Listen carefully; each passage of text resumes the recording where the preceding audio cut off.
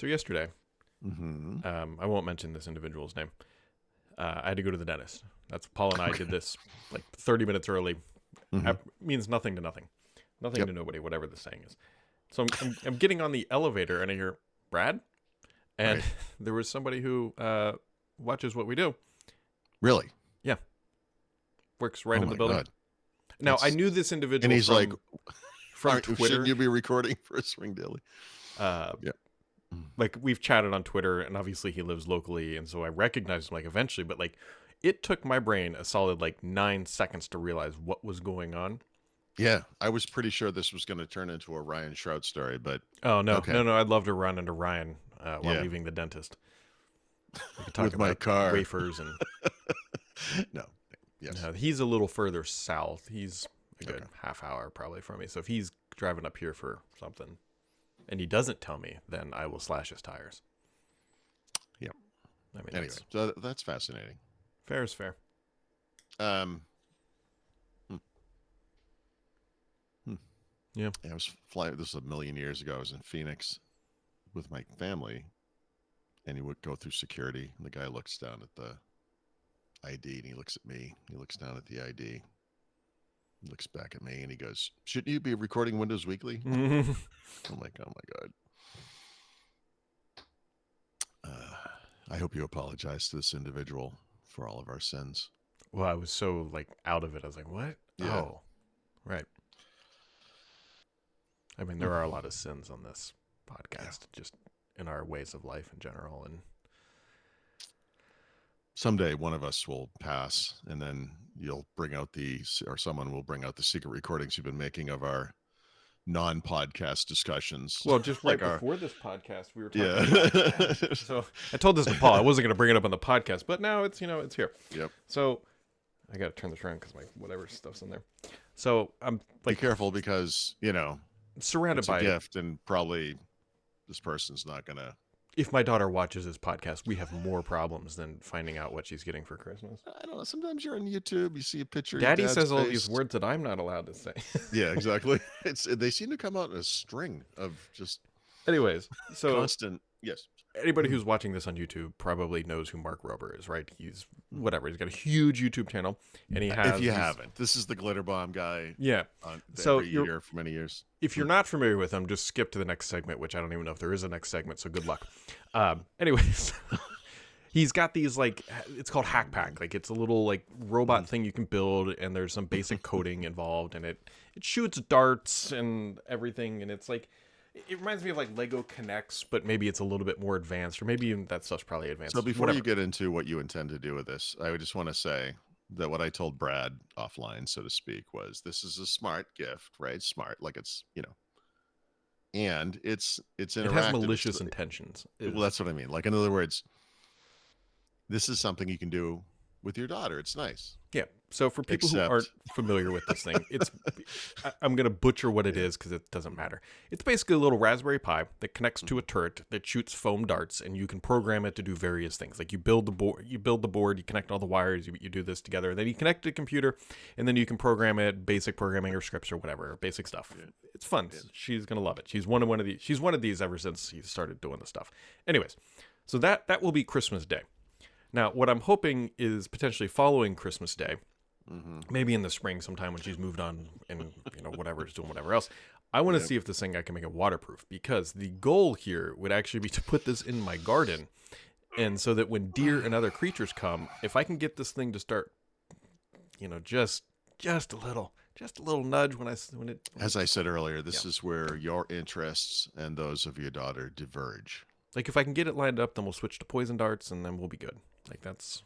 It's most likely that one of these animals will be smart enough and or have actual hands and will take this thing apart and hilariously use it against you, which would be amazing. Ricky the raccoon's going to put it on the trash can, and I'm going to be found dead. You're going to see the little raccoon behind the thing, Yeah.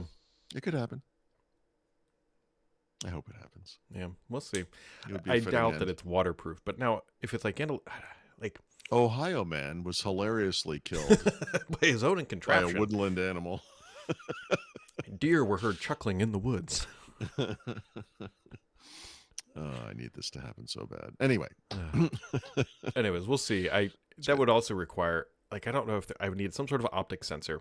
Like, it depends how crazy you want to go, because what you would, in theory, do is you could wire this thing up to use some sort of basic image recognition, because otherwise it's going to be like shooting at leaves when they move.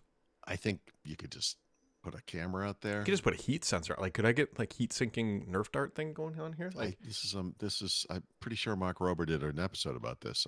I suspect you could figure that out. Because heat sinking would actually make it significantly easier than image recognition. But then, like, your wife's going to come in someday and be like, "Hey, I was gardening or whatever. I have a couple things I'd like to ask you, but first I'm going to hit you in the head with this shovel." I mean, depending on which dart she gets hit with, this could be a very profitable adventure from it. That's going to be used against me when the insurance company comes. Like, boy. well, Mr. Sams, we watched your poison dart episode. In episode whatever of... No, I love my wife, and I would be way worse off without her. Mostly because we would... But you would say that if you were guilty, you know?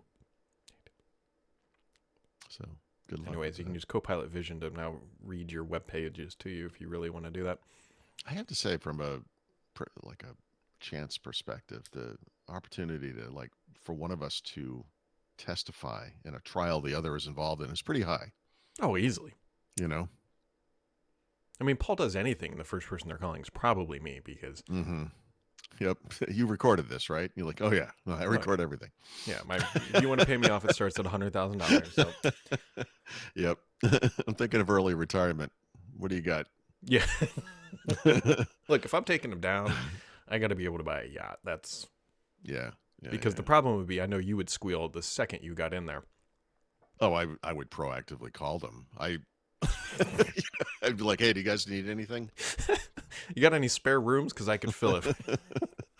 Yep. Oh, babe.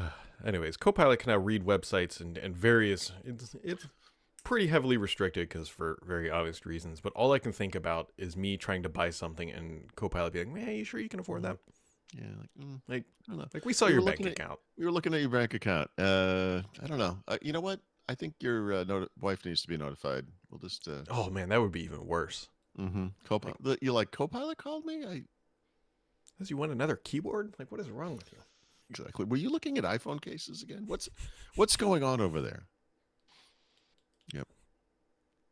Yeah, I'm sure they'll Only figure it out. Time. I'm sure there'll be horrific use cases like that divorce lawyer as a service. You know it's coming. Oh, I'm sure it is. I'm surprised it doesn't already exist. Yep. Like if there's an amicable split, right, at the end of the day. Mm-hmm. I don't know. Again, I look forward to this trial.